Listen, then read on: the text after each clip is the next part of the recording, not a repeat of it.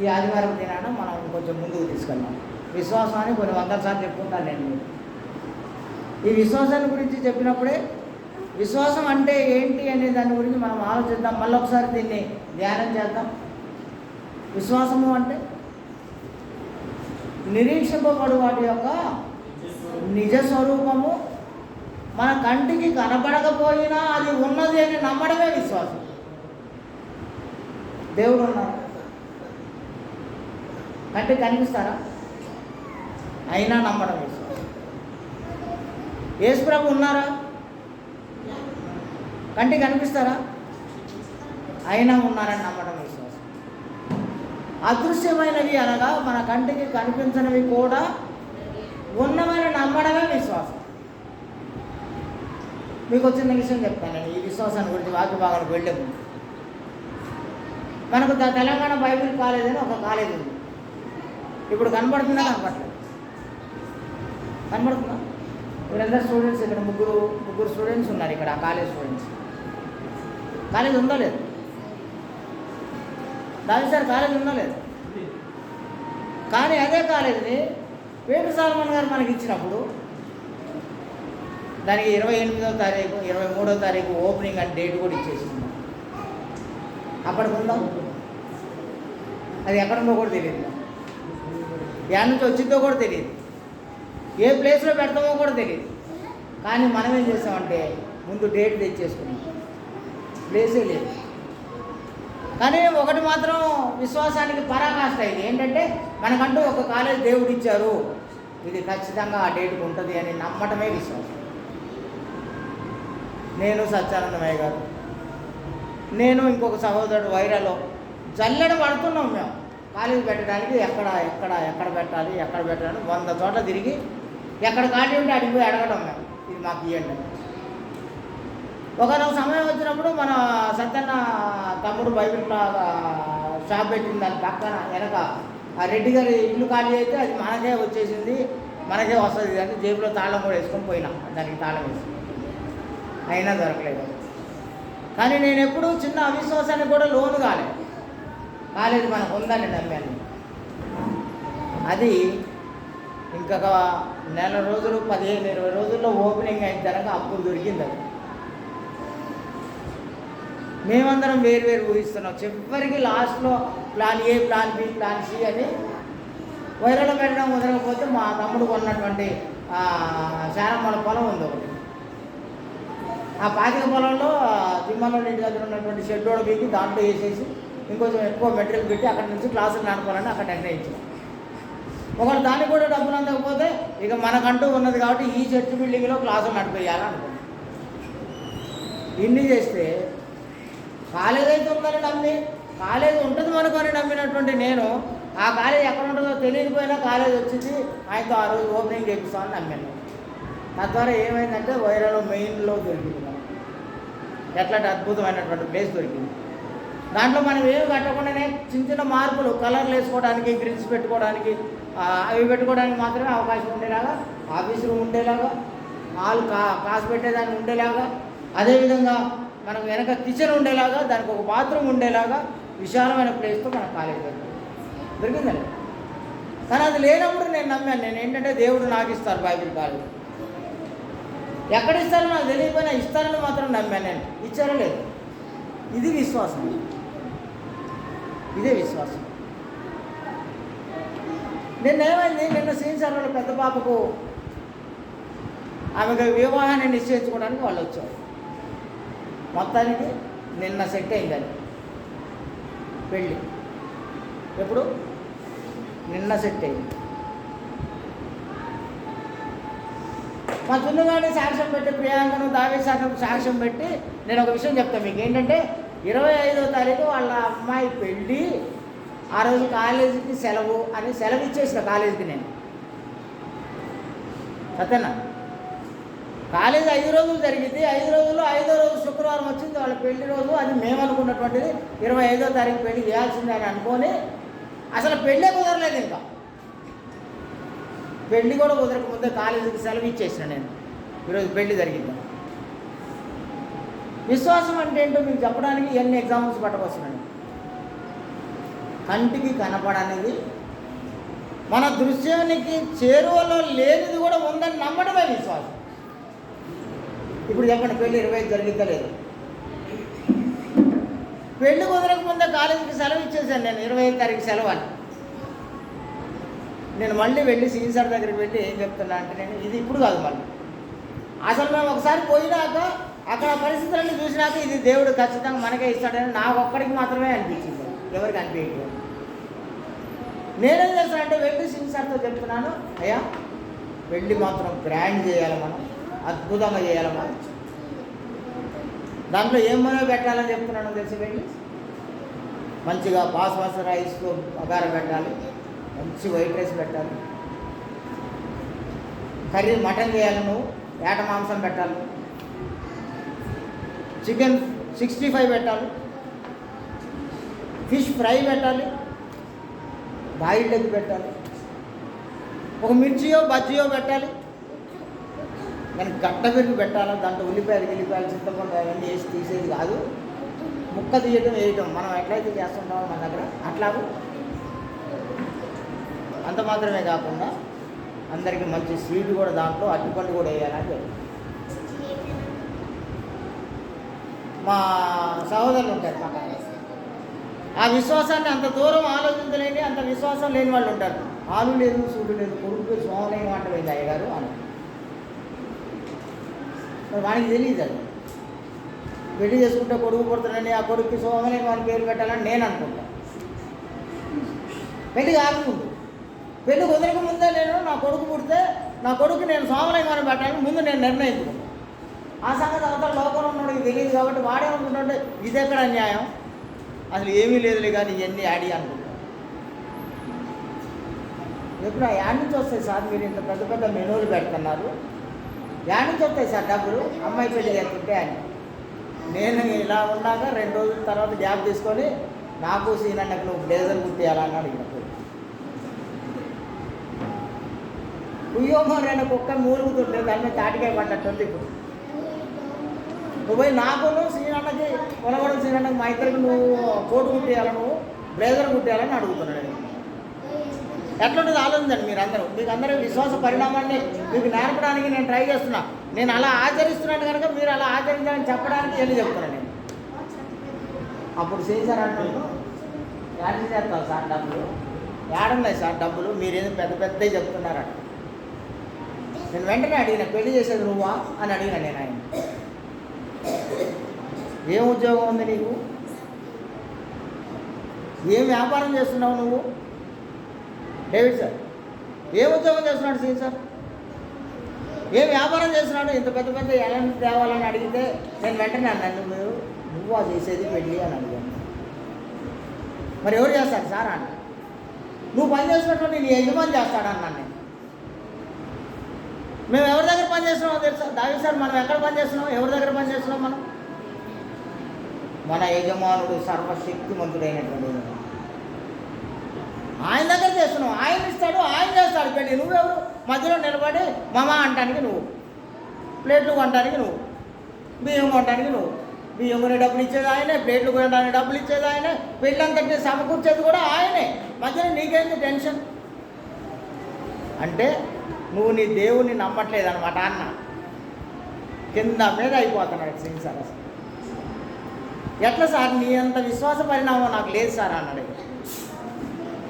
నువ్వు అలా చూస్తుండాలి. మా అమ్మాయి ఏడుస్తుంది అక్కడ. ఏంటంట ఇవన్నీ ఎట్లా చేయాలి మేము, మా దగ్గర రూపాయి కూడా లేదు. నేను పోయి అదే చెప్తున్నా అమ్మాయి కూడా, నువ్వేంటి నువ్వు అది చేసేది పెళ్ళి అని అడుగుతున్నా. పోయి ఎవరికి వాడు ఏమనుకుంటాడంటే నా బిడ్డ పెళ్ళి నేనే చేయాలి, నా సంబంధం నేను చూసుకోవాలా, నా బిడ్డకు నేను మంచి బట్టలు చేయాలి, నా బిడ్డకు పెళ్ళి గ్రాండ్ చేయాలి, ఇలా అనుకుంటారు. ఇవన్నీ తప్పు సుమి. నీ దేవుడే నీకు ఇవ్వకపోతే నువ్వేం చేయలేవు. నీ దేవుడే నీకు ఇవ్వకపోతే, నీ దేవుడే నీకు తోడుగా లేకపోతే నువ్వేం చేయలేవు. నువ్వేం చేయలేవు. నువ్వు అనుకుంటుంటావు నా కష్టం ద్వారా, నా శ్రమ ద్వారా నేను ఇవన్నీ చేస్తాను. ఉండి సీన్ సార్ ఏమన్నారంటే, భోజనాలు అని ఇంత పెద్ద మెనూ చెప్తున్నాళ్ళే కానీ మనం పిలిస్తే ఎంతమంది వస్తారో తెలుసా సార్ మన కోసం అన్న. 2000 మందికి పెట్టే మెనూ చెప్తున్నాను సార్ నేను మీకు అంటున్నా. నేను 2000 మందికి భోజనం పెట్టాలంటే ఎన్ని ఆటలు పోయాలి ఇప్పుడు మేము? ఎన్ని క్వింటాల్ చికెన్ తేవాలి? ఎన్ని క్వింటాల్ ఫిష్ తేవాలి మేము? 2000 కోడిగుడ్లు తెచ్చి ఉడకబెట్టాలి. 2000 కోడిగుడ్లు. మరి ఇది ఎలా సాధ్యమవుతుందంటే నీకు సాధ్యం కాదు, నీ దేవునికి సాధ్యమే కదా అంటున్నాను. నువ్వు నమ్మిన నీ దేవునికి సాధ్యమే కదా, నీకు చేత కాదు కదా. నువ్వెవరు ఉట్టిగా నిలబడి పనులు చేసేవాడు కదా. మళ్ళీ ఒకసారి వస్తున్నాను నేను, 6వ వచనం దగ్గర వస్తాను నేను. యాకోబు పత్రిక 1వ అధ్యాయం 6వ వచనం. యాకోబు పత్రిక 1వ అధ్యాయం 6వ వచనం. అయితే అతడు ఏమాత్రమును సందేహింపక విశ్వాసముతో అడగవలెను. సందేహించువాడు గాలి చేత రేపబడి ఎగిరిపడు సముద్ర తరంగము వలె ఉండును అన్నారు. నువ్వు దేవుని దగ్గరికి వెళ్ళి దేవుణ్ణి అడిగితే, అడిగేటప్పుడు నువ్వు ఎలా అడగాలట? విశ్వాసముతో అడగాలి. నేను మా సునీత ఇంతకుముందు ఒకసారి చెప్పినా. నేను ఒకటే మా ఇద్దరి మధ్యలో బాగా డిస్కస్ వచ్చినప్పుడు, నువ్వు ఏదైతే దేవుణ్ణి అడగాలనుకుంటున్నావో, నువ్వు అడగడానికి దేవుని సన్నిధికి వెళ్ళి మోకరించి ప్రార్థన చేయడానికి నువ్వు వెళ్ళినప్పటికీ నేనేం అడుగుతున్నానో అది నా దేవుడు నాకు ఇచ్చేస్తాడని నువ్వు నమ్మితే నీకు వస్తుందిరా అన్న. నువ్వు అది రాకముందే, అది జరగక మునిపే నేను ప్రేర్ చేస్తాను, నేను నా దేవుడిని అడుగుతాను, నేను నా దేవుడు నాకు ఇస్తారు. కానీ నువ్వు నమ్మితే అది ఖచ్చితంగా వస్తుంది. ఏమాత్రం సందేహం లేకుండా అడగాలట అడిగేటప్పుడు. ఒకవేళ సందేహపడితే వాని గురించి ఏం చెప్పాడో తెలుసా? మనం టీవీలో చూస్తుంటాం, అప్పుడప్పుడు సత్తన్న మేమందరం కలిసి లైవ్లో వెళ్ళినప్పుడు చూస్తాం, సముద్రం మీద తరంగాలు వస్తుంటాయి. ఇజ్రాయెల్ సార్, సముద్రం మీద తరంగాలు వస్తుంటాయి. ఆ తరంగాలు ఒకవేళ ఎక్కువ గాలి వస్తే ఏమైందంటే బాగా ఎత్తుగా కెరటాల్లాగా ఎగిరి అక్కడే ఉంటాయా? మళ్ళీ యథాప్రకారం. కానీ ఎగరడం మాత్రం గాలి వచ్చినప్పుడు ఆ గాలికి మాత్రం ఎంత ఎత్తు ఎగురుతాయి. మళ్ళీ తర్వాత అలాంటి వాడు విశ్వాసం లేనివాడు అన్నాడు. నువ్వు విశ్వాసంతో అడగాలని చెప్తున్నారండి. నేను దీనికోసం ఒక మంచి ఉదాహరణ ఉంది నాకు. యేసుప్రభు చెప్పినటువంటి మాట చూస్తాను నేను. మార్క్స్ వార్త 11వ అధ్యాయం 23-24 వచ్చిన ఒక అద్భుతమైనటువంటి సంఘటన చెప్పారు. ఇది మామూలుగా ఎవరో నాలాంటి అయ్యగారో, లేకుంటే నాకంటే పెద్ద అయ్యగారో, లేకుంటే ఇంకో కారు వేసుకుని వచ్చే అయ్యగారో, లేకపోతే బాగా డబ్బులున్న అయ్యగారు చెప్పిన మాటలు కావు ఇవి. ఎవరు చెప్పారో తెలుసా? దీన్ని వేగ ఎవరు చెప్పింది? స్వయాన యేసుప్రభు చెప్పారు. ఒక అద్భుతమైనటువంటి సంఘటన చెప్పారు ఈ విశ్వాసాన్ని గురించి. ఎవడైనాను ఈ కొండను చూసి నీవు ఎత్తబడి సముద్రంలో పడవేమని చెప్పి తన మనసులో సందేహింపక తాను చెప్పినది జరుగును అని చెప్పిన ఎడల, నమ్మిన ఎడల వారు చెప్పింది జరుగునని మీతో నిశ్చయంగా చెప్పారు. యేసుప్రభు చెప్పారు. అట్లా యేసుప్రభు చెప్పారు.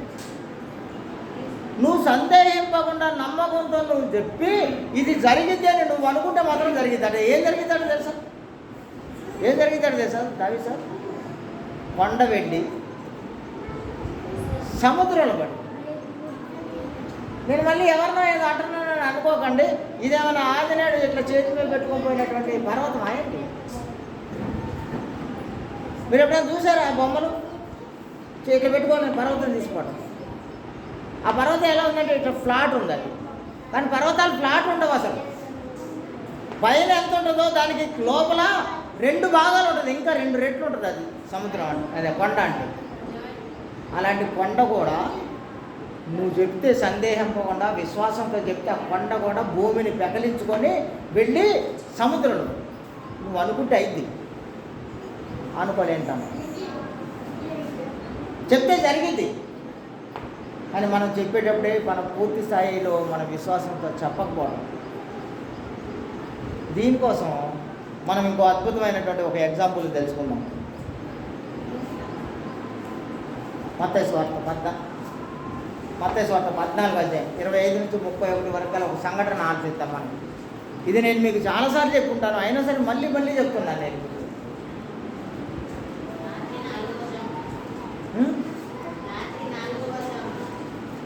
చదవద్దులే, అక్కడ ఏముందో చూడండి. అసలు యేసు ప్రభు రాత్రిపూట 4వ దోమలో నీళ్ళ మీద నడుస్తూ వచ్చారు వాళ్ళ దగ్గరకు.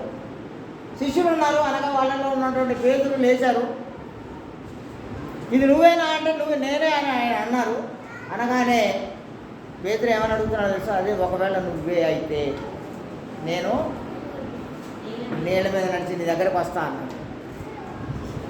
యేసు ప్రభు ఏమన్నారు తెలుసా? రా అన్నారు. ఇజ్రాయేల్ సార్ వచ్చాడా? ఎంత దూరం వచ్చాడు? కొంత దూరమైనా సరే నీళ్ళ మీద వచ్చాడా లేదా? ఇది ప్రశ్న మనందరికీ. కొంత దూరమైనా అతడు నీళ్ళ మీద నడవగలిగాడా లేదా? ఒక మనిషి నీళ్ళ మీద నడవగలడా? కానీ నడిచాడా లేదా? ఎప్పుడు నడిచాడు? తనలో ఉన్నటువంటి విశ్వాసము బలముగా ఉన్నంతసేపు నడిచాడు. ఎప్పుడైతే తనలో ఉన్నటువంటి విశ్వాసం సన్నగిల్లిపోయిందో వెంటనే ఏం జరుగుతుంది? అప్పుడు జుట్టుపట్టి బయటకు ఉండాల్సి వచ్చింది దేవుడు. అప్పుడు మళ్ళీ మన ప్రభువు రక్షకుడైనటువంటి యేసుక్రీస్తు జుట్టుపట్టి పైకి ఉంది. ఏంటి అంత విశ్వాసంలో అవిశ్వాసం పడిపోయావేంటి? అల్ప విశ్వాసి అన్నాడు. నీలో విశ్వాసం లేదా? అల్ప విశ్వాసి అంటున్నాడు. నేను మళ్ళీ మీ అందరికీ ఇదే విషయం చెప్తున్నాను. విశ్వాసము నీలో ఉంటే నీకు సమస్తము నీకు సాధ్యం. నీకు సాధ్యం. ఎవరి మీద విశ్వాసం ఉంటే? నీ దేవుని మీద విశ్వాసం ఉంటే నీకు సమస్తము సాధ్యమే. ఎందుకు జరగట్లేదంటే చాలామంది మన దగ్గర ఒక ప్రశ్న పట్టుకొచ్చేస్తారు. ఏం పట్టుకొస్తారు తెలుసా? గాల్లో దీపం పెట్టి దేవుడా అంటే ఉంటుందా? ఉంటుందా? ఉంటుందా? డౌట్ అందరికీ. కానీ మా రేవతిని ఎగ్జాంపుల్ తీసుకుంటాను నేను. మా శైలి ఫంక్షన్ తీసుకుంటాను నేను.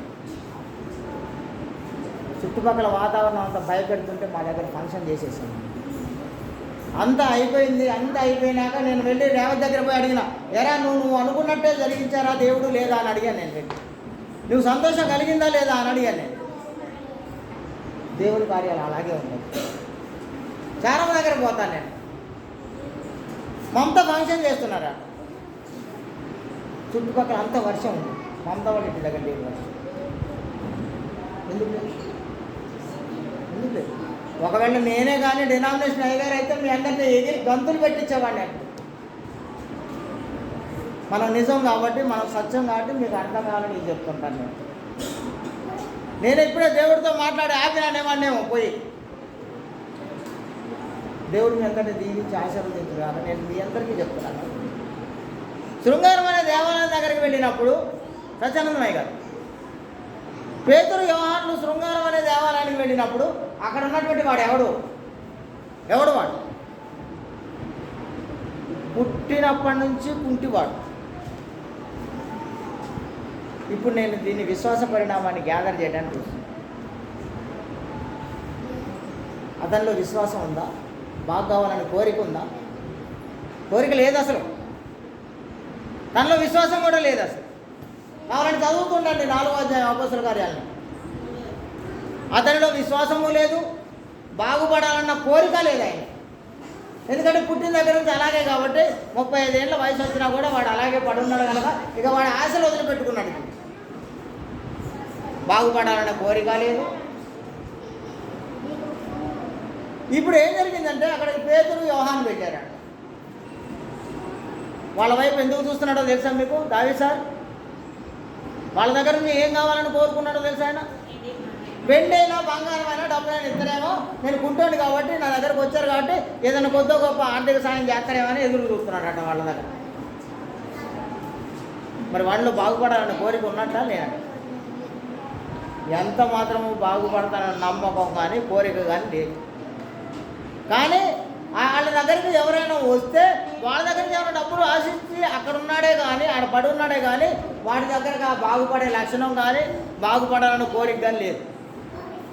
అప్పుడు పేతురు యోహానులు ఏం చెప్పారంటే, వెండి బంగారములు మా యొద్ద లేవు కానీ మా దగ్గర ఏదైతే ఉందో అది నీకు ఇస్తున్నానో యేసు నామములో లే అంటే వాడి చీలమండలం బలపడింది. బలం పొంది లేచి నిలబడి మంటపం అంతా ఉరుకులు పరుగులు పెడుతున్నాడు. చూసిన వాళ్ళందరూ ఆశ్చర్యం, వీడేవాడు రా ఇక్కడ పడి ఉన్నాడు కదా, ఇప్పుడు లేచి తిరుగుతున్నాడు ఏంటి, ఏయ్ నిన్నెవడు బాగు చేసింది అని. నేను మళ్ళీ చెప్తున్నాను, మీ అందరి నిమిత్తం ఇప్పుడు నేను అది మా కోటి సంగతే కావచ్చు, మా షైనీ సంగతే కావచ్చు, మా దావి సార్ సంగతే కావచ్చు, ప్రియాంక సంగతే కావచ్చు, ఎవరి విషయాలైనా సరే మీ విశ్వాసం మీలో ఉంటే మీరు అద్భుతం జరిగింది మీ దగ్గర. ఆ విశ్వాసం ఎలా ఉండాలంటే నువ్వు అడిగితే అది జరిగిద్దని విశ్వాసం నీలో ఉండాలి. ఇదే నిరీక్షింపబడి వాటి యొక్క నిజ స్వరూపం. నువ్వు ఏదైతే అనుకుంటున్నావో అది నీకు దొరికిద్దని నువ్వు నమ్మితే దొరికిద్ది. లేకపోతే నేను ఒకసారి అమ్మగారి దగ్గర మాకు ఎంత బట్టలు ఉంటుంది, కారుకి ఇస్తే కట్టాలి, ఏసీకి ఇస్తే కట్టాలి, ఇంటికి కిరాయి కట్టాలి, కాలేజీ కిరాయి కట్టాలి, ఇంటికి కరెంటు బిల్లు కట్టాలి, కాలేజీ కరెంటు బిల్లు కట్టాలి, వీటికి వస్తే ఈ చర్చ్ కరెంటు బిల్లు కట్టాలి. ఇన్నుంటాయి, మా దగ్గర ఏమీ లేవు. ఉండి ఇక ఆ ఫస్ట్ వీక్ వస్తుంటే ఆ గుండెల్లో తడ మొదలైందా, మాట పోయిద్దేమో, బరువు పోయిద్దేమో అని. కాదు సార్, మాట పోయిద్దేమో, కరువు పోయిద్దేమో అని రాత్రి నిద్ర లేకుండా గడుపుతున్నాను. నేను హ్యాపీగా గుర్రబెట్టి నిద్రపోతుంటే ఉండి కోపం వచ్చి, ఏది నీకేం చింత లేదా, నీకేం చీకు లేదా, అట్లా నిద్రపోతానేది నువ్వు అంటది. ఆమె నిద్రపోకుండా నన్ను నిద్ర లేకుండా చేస్తుంది. నేను లేదు, నువ్వు ఆ కట్టేది కారుకి సమయం పోనీ నేనా కారు ఇచ్చిన ఆయన కట్టుకుంటా లేపా మధ్యలో నీకెందుకు అంట. ఈ మాట ఎవరైనా అంటారు అసలు? కారు ఇచ్చిన ఆయన ఇన్స్టాల్మెంట్ కట్టుకుంటా అంటే నీకెందుకు మధ్యలో? కారు నీకు ఇచ్చారుగా, హ్యాపీగా నడుపుకుంటే తిరగరా దాంట్లో. కిస్తీ ఇచ్చిన ఆయన చూసుకుంటాడు, ఇల్లు ఇచ్చిన ఆయన ఇంటికి కిరాయి కట్టుకుంటాడు, నువ్వు ఇంట్లో ఉన్న ఉంచిన ఆయన ఇంటికి కిరాయి కట్టుకుంటాడు, నీకెందుకు? ఒకవేళ నీకు అవి దొరకలేదు అనుకో, దేవుడు నిన్ను ఇంకా నువ్వు విశ్వాసం ఉన్నవో లేవో పరీక్షిస్తున్నారని అనుకో. 3 రోజులు చూడు, 4 రోజులు చూడు, లేదా ఈ నెల చూడు, మళ్ళా దేవుడు నీకు మంచి సంతోషం కలిగిస్తాడని. మేము ఇప్పుడు 9 నెలలు అయింది కారు కొని. 9 నెలలకి కిస్తీలు కట్టినాం. 6 సంవత్సరాల నుంచి ఆ ఏరియాలో కిరాయి కొంటున్నాం, కిరాయి కడుతున్నాం. మా దగ్గర ఏముంది? ఏమీ లేదు, ఇంకేమీ రాలేదు కూడా. నిన్న కాక మొన్న ఒక అమెరికా ఆయన వస్తే ఆయన ఇస్తాడేమో తెలియదు. ఇక ఇప్పటి వరకు అయితే ఎక్కడి నుంచి ఏం డబ్బులు కూడా లేవు. అయినను సరే దేవుడు పోషిస్తూ ఉన్నారు. కాకులతో పంపిస్తారు, కుక్కతో అయినా పంపిస్తారు, నక్కతో అయినా పంపిస్తారు మన దగ్గరికి బొమ్మని. వాళ్ళే వస్తారు, వాళ్ళే ఇస్తారు, వాళ్ళే చేస్తారు. దేవుడు మీ అందరినీ దీవించాలని ఆశీర్వదించాలని కోరుకుంటున్నాను. ముందు విశ్వాసం కలిగి ఉండాలి కదా. మళ్ళీ ఒకసారి 11వ అధ్యాయం 6వ వచనం, విశ్వాసము లేకుండా దేవునికి ఇష్టడై ఉండుట ఇది ఎంత మాత్రం కుదరని పని. నీలో విశ్వాసం లేకపోతే నువ్వు దేవునికి ఇష్టడై ఉండుట అసాధ్యము. దేవుని ఎంతకు వచ్చువాడు ఆయన ఉన్నాడని, తన్ను వెతుకు వారందరికీ నీ ఫలము దయచేయవాడని నువ్వు నమ్మవలను కదా. నువ్వు నమ్మితేనే కదా ఏదైనా సాధ్యం. ఏమనుకుంటాను తెలుసు అందరూ? నా చేతుల కష్టాచితంతో నేను బతకాలి, నేను పనికి పోకపోతే ఇవన్నీ ఎవడు చేస్తారు అయ్యగారు, ఇవన్నీ ఎవడు కడతారు అయ్యగారు ఇలా అంటారు. నువ్వు నీ దేవుని సన్నిధిలో ఉంటే నువ్వు ఎవరికి రూపాయి కట్టే పని కూడా రానికుండా చూసుకుంటారు దేవుణ్ణి. అసలు నీకు అప్పే కాకుండా చూసుకుంటారు. నిన్ను అందరికీ తోకలాగా కాకుండా నిన్ను తలలాగా తీసుకెళ్ళి పైన పెడతారు. ముందు ఈ సంగతి తెలియట్లేదు మనందరికీ. మన చేతుల కష్టాచితం మనమే పోవాలి, బైబిల్ క్లాస్ ఉన్నా వదిలేయాలా, పనికి పోవాలా, దేవుని సన్నిధిలో ప్రార్థనలు ఉన్నా పర్లేదు, ఆదివారం వర్షం జరుగుతున్నా పర్లేదు, నేను పనికి పోవాలా. దేవుడు అంటే విశ్వాసమే లేదా? మిమ్మల్ని ఎందుకు దేవుడు దీవించి ఆశీర్వదిస్తాడు? ఎంత నీ చేతుల కష్టాచితాన్ని నువ్వు అనుభవించాలని అనుకున్నా అది జిల్లు కొట్టినటువంటి సంచిలో పడ్డట్టే కదా. ఈ మాత్రం చిన్న నాలెడ్జ్ తెలియదా మీకు? నువ్వు దేవుడికి ఇష్టడై ఉండడం అసాధ్యం అనేది బైబిల్లో 100 సార్లు 1000 సార్లు ఇక్కడ రాయబడి ఉన్నది. మీకు చెప్తుంటే బుర్రకు ఎక్కట్లేదా మీకు? పని ఉందంటారు. పనికి పోతే ఎవడు పోషిస్తాడు?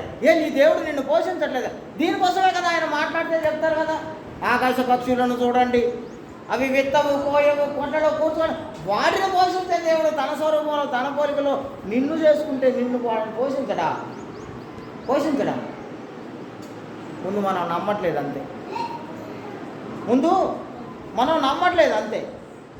మార్క్స్ వార్త 11:24 చూస్తాను నేను మీ మధ్యలో. మార్క్స్ వార్త 11:24 చదండి. ప్రార్థన చేయునప్పుడు మీరు దేన్నైతే అడగడానికి ప్రార్థన చేయడానికి పోయారో అది ముందే పొందినామని నువ్వు నమ్మి అడిగితేనే అవి మీకు కలుగునని. సో మరి నేను మళ్ళీ వెళ్ళిపోతా. ఎవర్రా ఈ మాట చెప్పింది? ఎవర్రా అంటే ఇప్పుడు యేసుప్రభు చెప్పినా నువ్వు నమ్మట్లేదు అంటే నువ్వు యేసుప్రభుని అబద్ధాలు కూడా చేస్తున్నావు అని అర్థం. నీ జీవితంలో యేసుప్రభుకి ప్రాధాన్యత లేదు అని అర్థం. నీ యేసుప్రభు నిన్ను నీ దేవుని ద్వారా నిన్ను పోషిస్తాడని నువ్వు విశ్వాసంలో లేవు, అవిశ్వాసి అని అర్థం. మనకు అర్థం కదా? ఇంతకాలం బైబిల్లో ఇవన్నీ చెప్తున్నప్పుడు నీకు ఏం కావాలో అవన్నీ నీకు ఇవ్వడానికి దేవుడు సిద్ధంగా ఉన్నాడు, రెడీగా ఉన్నాడంటే దాన్ని మానేసి మన పనులు పోయి మనం మన కష్టాలు సంపాదిద్దాం, మనం రూపాయి కూడబెట్టుకుందాం అనుకుంటున్నారే కానీ నువ్వు కూడబెట్టినటువంటి రూపాయి నీ దేవుని చిత్తం లేకపోతే ఏం జరుగుతుందో మీకు తెలీదా? నువ్వు దేవుని చిత్తానుసారంగా నువ్వు జీవిస్తే ఈ భూమి మీద నీకు కావాల్సిన సమస్యని దయచేస్తానని చెప్తూ ఉంటే అది మనకి కనీసం మన మెదడులోకి పోదా? అది మనకు. నేను ఇంకొక విషయం చెప్తాను. ఎఫెసీ పత్రిక 3:20 చూస్తాను. అపోస్తలుడైన పౌలు ఎఫెసీలో ఉన్నటువంటి సంఘానికి రాసినటువంటి పత్రిక 3:20 మనలో కార్యసాధకమైనటువంటి తన శక్తి చొప్పున, ఇక్కడ ఆగండి అసలు, మనలో ఉండే కార్యసాధకమైనటువంటి దేవుని శక్తి ద్వారా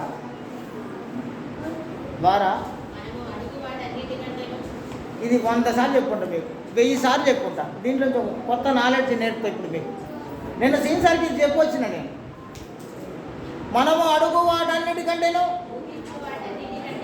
ఊహించు వాటన్నిటికంటేనో అత్యధికంగా చేసే శక్తి గల దేవుడు మన దేవుడు అన్నారు. మన దేవుడు ఎవరట? మనము అడుగు వాటన్నిటికంటేనో ఊహించు వాటన్నిటికంటేనో.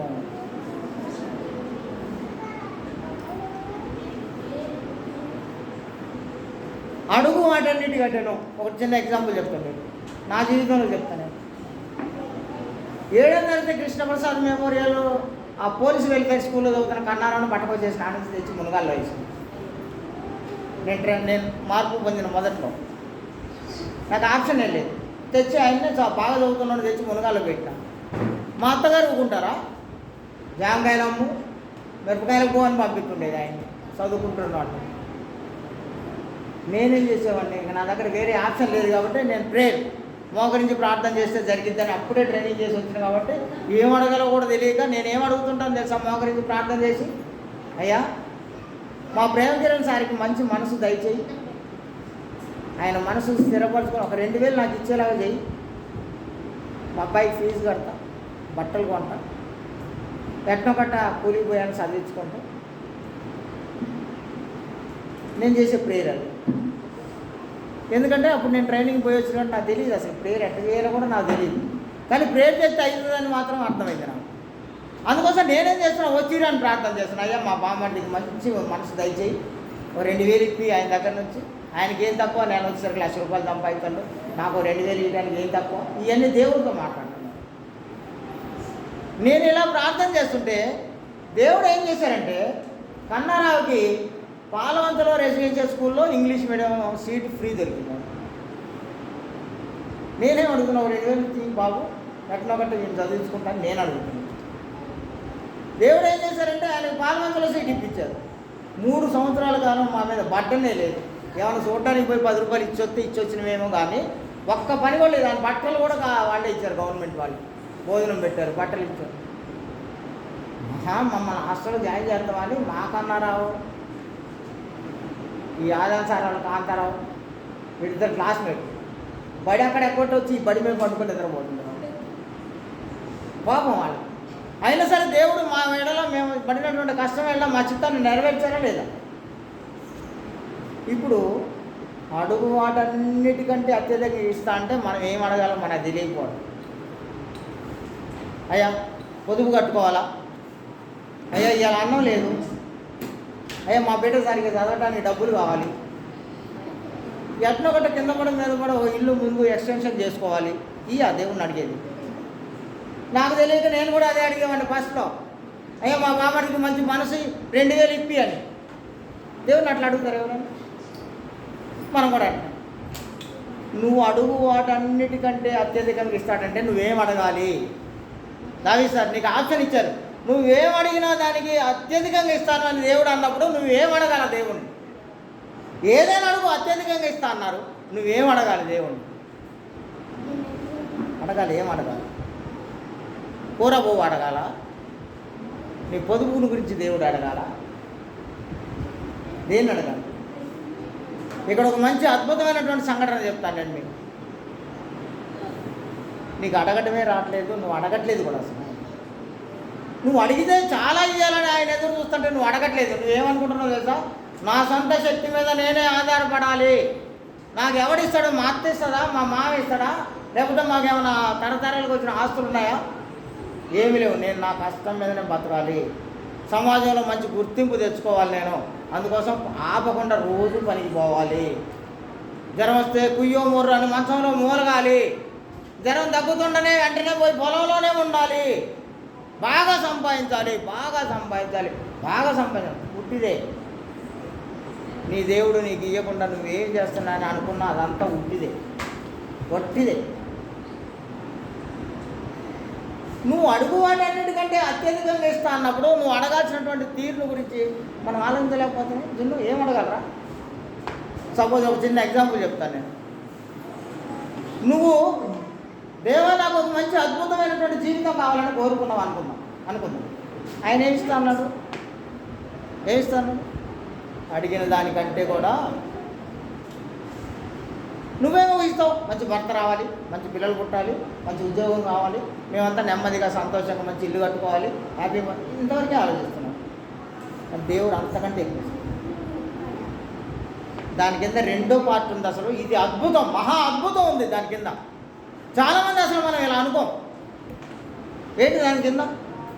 అడుగు వాటన్నిటికంటేను ఇది మరీ మహా అద్భుతం. దావీదు సార్ మన మనసులో ఒక ఊహ చేస్తే ఊహకు మనం ఏదైతే ఊహిస్తున్నామో దానికంటే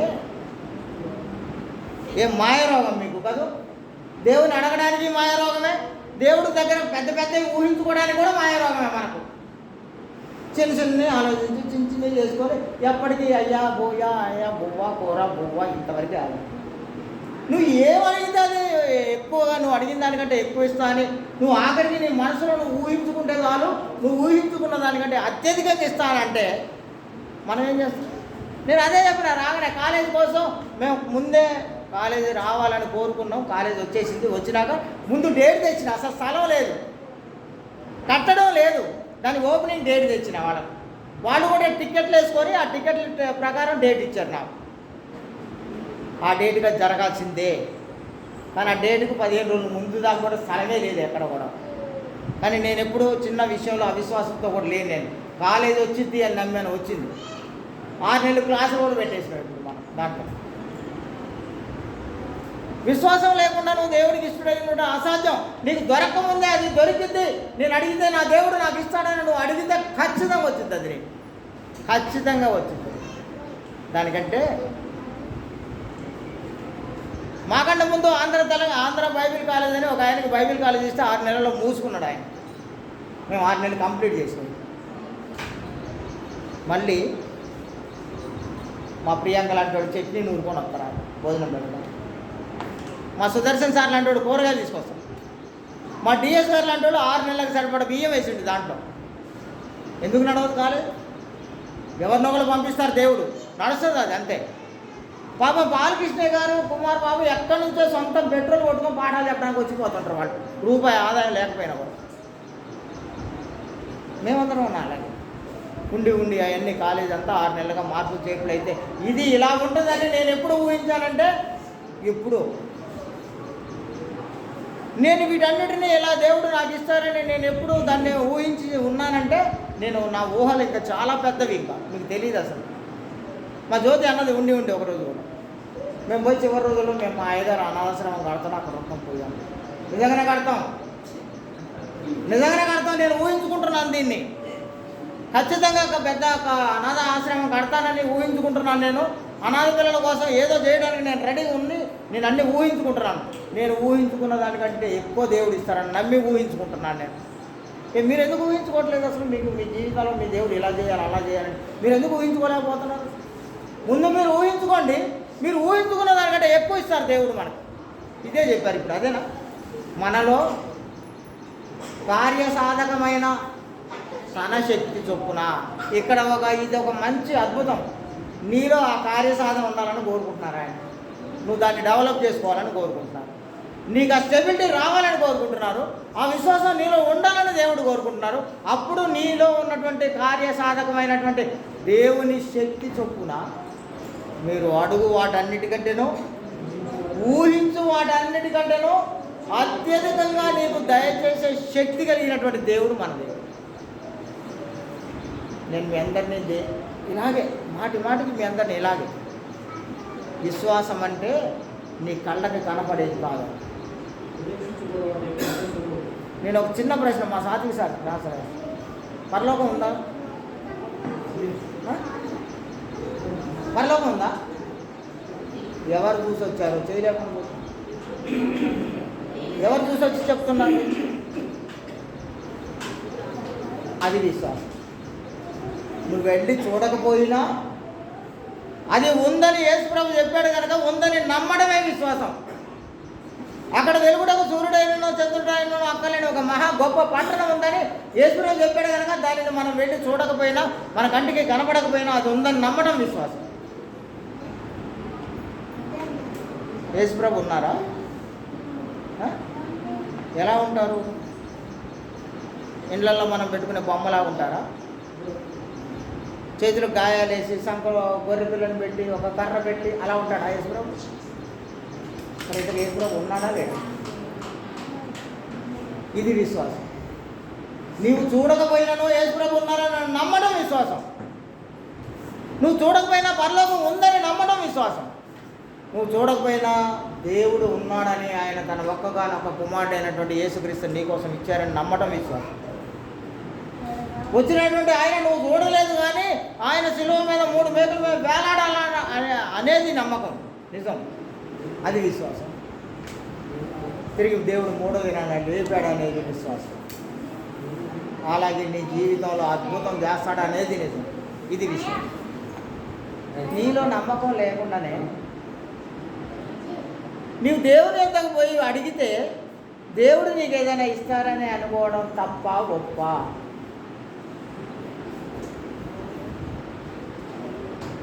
తప్ప గొప్ప? సత్యానంద గారికి ట్రాన్స్ఫర్ చేద్దాం. పెద్దోడు కదా మీ అందరికన్నా, నా తర్వాత నా తోడు కదా. సత్యానంద గారికి ట్రాన్స్ఫర్ చేద్దాం. మనం విశ్వాసం లేకుండా మనం ఏదైనా సరే దేవుని దగ్గరికి వెళ్ళి మనం ఏదైనా ప్రేయర్ చేసి వాటిని మనం సంపాదించుకోగలమా లేదా? మాట్లాడండి. ఇక తలకాయ ఉంచుకో లేపడేం సారా? దొరికిద్దా దొరకదా? ఇప్పుడు చదవబడినటువంటి లేఖన భాగంలో చివరి 7, 8 వచ్చినా చదువుదాం. సత్యానందమయ్య గారు కొంచెం మొహమాట పడుతున్నట్టున్నాడు సమాధానం చెప్పడానికి. దొరికిద్దా? ఇక రా చదువుతాం దొరికిద్దని. అట్టి మనుషుడు ద్విమనస్కుడై అనగా 2 రకాలైనటువంటి మనసు కలిగిన వాడై, సగం దేవుని వైపు సగం లోకం వైపు ఉన్నవాడై, తన సమస్త మార్గముల యందు స్థిరము లేనివాడు గనక ప్రభువు వలన తనకు ఏమైనా దొరుకునేమో అని కనీసం ఊహించుకోవడం కూడా తప్పే అన్నారు. నీకేం దొరకదన్నారు. నీకు దొరకదన్నారు. అబద్ధాలు బోధించే అయ్యగారిని కాదు నేను. మీ అందరికీ పనికి మళ్ళీ నాలెడ్జ్ నేర్పడానికి వచ్చినోడిని కాదు నేను. అక్కడ ఉన్నటువంటి వాక్యాన్ని మీ అందరికీ అర్థమయ్యేలా చెప్పడానికి. ద్విమనస్కుడు అనగా 2 రకాలైనటువంటి మనస్సు కలిగిన వాడు అని అర్థం. ఉంటే దేవుని వైపైనా పూర్తిగా ఉండకుండా, అటు లోకం వైపైనా పూర్తిగా ఉండకుండా, అటు సగం ఇటు సగం ఉన్నాడు. అటు ఇప్పుడు ఇలా ఉంటే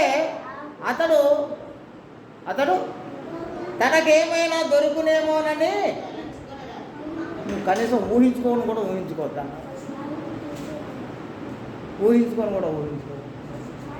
రండి, విశ్వాసాలు బలపడదాం. నా దగ్గర అద్భుతమైన కాన్సెప్ట్ ఉంది మీ అందరి కోసం.